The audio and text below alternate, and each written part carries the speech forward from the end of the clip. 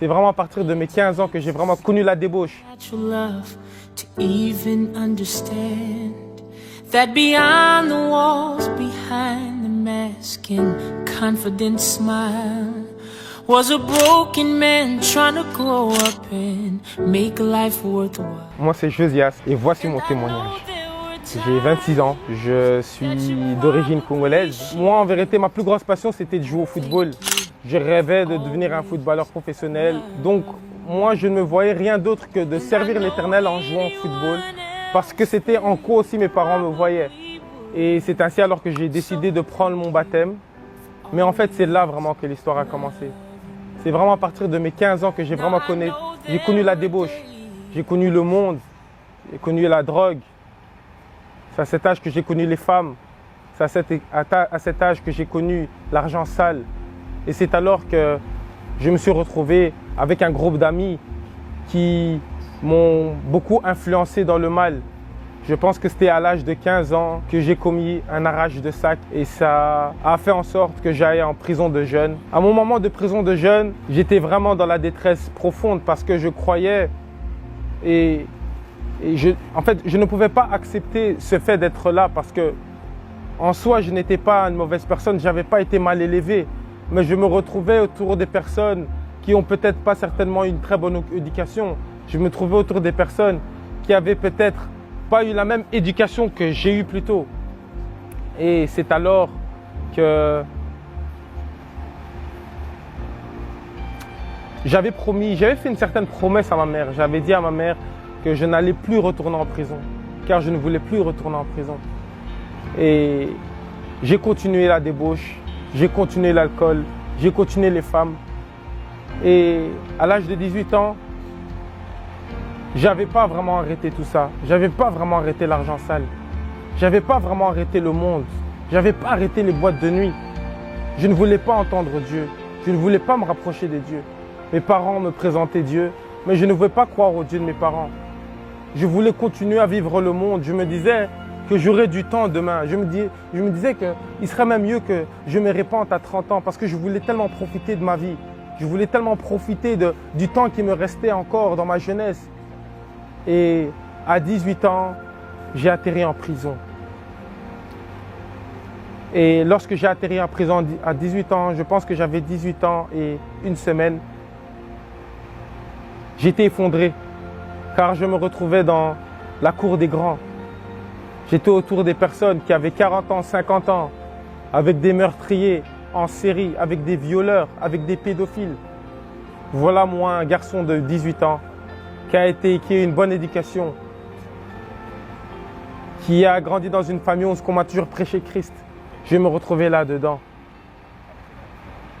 Et ça m'a vraiment fait de la peine, vraiment fait du mal. Parce que là, je réalisais que la vie n'est pas dans le monde, que la vie n'est pas dans les choses vaines de ce monde. Et j'ai fait ma peine. Après 4 mois, on m'a libéré. Et après ces 4 mois, je me suis dit, stop. Au fond de moi, je voulais prendre une décision. Parce que lorsque j'étais en prison, je n'avais pas des frères, je n'avais pas des sœurs, à part ma famille. Il n'y avait personne qui était venu pour me visiter, pour me rendre même une visite. Mais lorsque je suis sorti, et moi, stupide et ignorant que j'étais, je suis retourné. Je suis retourné dans les mauvaises fréquentations. Je suis retourné dans l'alcool. Je suis retourné dans la masturbation. Je suis retourné dans l'argent sale, dans tout ce qui est mauvais. Je suis retombé dans ce vice. Et j'étais très malheureux.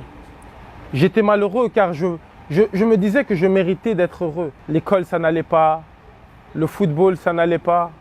Rien n'allait dans ma vie. Mes amis m'ont rejeté. Mon entourage m'ont rejeté. La police, la justice m'ont dit qu'ils allaient me donner un bracelet. Je me rappelais que j'étais vraiment rentré dans une dépressive tellement profonde que je commençais même à boire toute une bouteille d'alcool comme ça, moi-même. Mes amis ne me comprenaient plus. J'étais à 1 centimètre de devenir un SDF. Ma mère voulait me renvoyer dehors, mes parents voulaient me renvoyer. J'étais totalement perdu. J'avais arrêté l'école, j'étais totalement perdu. La chose vraiment très choquante en fait dans cette histoire, c'était que le jour où je devais recevoir ce bracelet en question, Ceux qui sont venus me chercher, c'était la police. Et voyant la police devant moi, moi je suis tout choqué parce que je me dis, voyons, aujourd'hui c'est mon jour de bracelet, je vais censé avoir mon bracelet. Mais non, c'est la police qui apparaît. Je dis à la police, oui, la police, écoutez, il faut me donner mon bracelet. Je ne vois pas pourquoi vous êtes là. Ils me disent, monsieur Kapoutoula, il faut nous suivre, il faut venir avec nous jusqu'au commissariat. J'ai fait, ok, il n'y a pas de souci. Et je les suis. Pendant que je les suis, je me pose la question, mais qu'est-ce qui va se passer avec moi? Normalement, je dois avoir mon bracelet. Et c'est alors que le monsieur l'agent, il vient, il toque et me dit, monsieur Kapoutoula, je suis désolé, mais tu es en état d'arrestation. On va devoir t'emmener avec toi. Je dis quoi? Il dit oui, tu es en état d'arrestation et tu vas devoir aller en prison. Et j'étais effondré. Moi qui avais promis à ma mère, qui a toujours cru en moi, de ne plus aller en prison. J'avais promis même à moi-même de ne plus remettre mes pas là-bas. Je me posais la question, mais qu'est-ce que j'ai fait pour y être? Qu'est-ce que j'ai fait pour être dans cette prison? Et c'est ainsi que je suis rentré en prison et je ne comprenais pas. Je me disais, mais Seigneur, mais pourquoi tu me ramènes ici? Seigneur, je t'avais promis dans mon cœur que durant les 1 mois de bracelet, j'allais être auprès de toi. Je n'ai rien fait pour être en prison.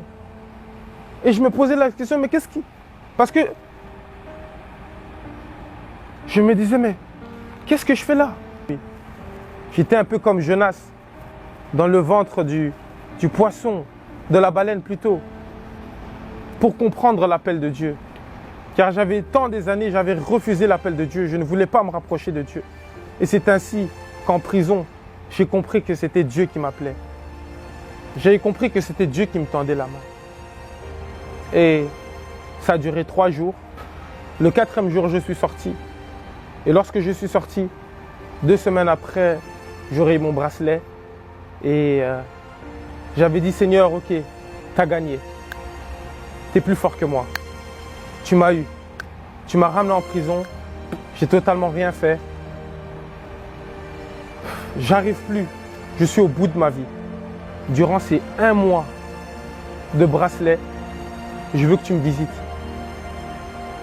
Parce que plusieurs fois, j'avais essayé de me rapprocher de Dieu, mais c'était des va-et-vient.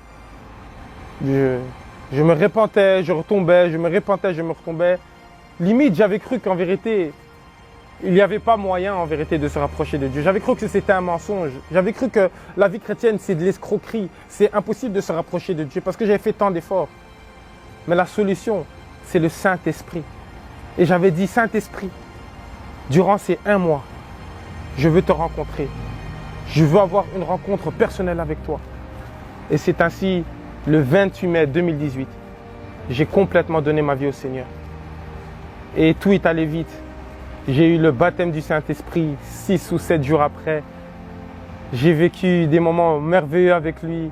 J'ai entendu la voix du Seigneur. C'était tellement merveilleux. Et jusqu'à aujourd'hui, ça fait 2 ans passés que je suis totalement en Christ. Et je glorifie vraiment le Seigneur pour cela. Et à toi, mon frère, à toi, ma soeur qui me regarde, n'aie pas peur. Ne te décourage pas. Dans le monde, il n'y a rien du tout. Toi-même, tu as pu le voir. Lorsque tu bois de l'alcool pour avoir la paix. Lorsque tu fumes pour avoir la paix. Lorsque tu vas chercher de l'argent sale dans la drogue, tu le fais pour avoir la paix. Mais j'aimerais te dire que lorsque tu n'en as plus, tu n'as plus la paix. Parce que ce n'est pas ces choses-là qui donnent la paix. La seule personne qui peut te remplir de paix, c'est Jésus-Christ. Et si aujourd'hui, tu es prêt à accepter Jésus-Christ, s'il l'a fait avec moi, il peut le faire avec toi. Et j'aimerais simplement t'encourager à ne pas lâcher prise. Ça se peut que tu es tombé, ça se peut que tu t'es relevé. Tu es tombé, tu t'es relevé. Appelle au Saint-Esprit. Fais appel au Saint-Esprit. C'est le consolateur. C'est la personne qui va venir te remplir. C'est la personne qui va venir t'encourager. C'est la personne qui va venir t'enseigner. C'est la personne qui va venir glorifier Jésus-Christ. Mon frère, ma soeur, c'est le moment. Lève-toi. Jésus-Christ a besoin de toi. Jésus-Christ veut t'utiliser.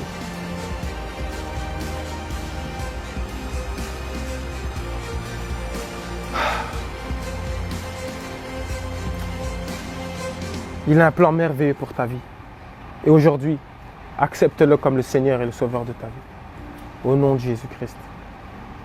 Soyez bénis.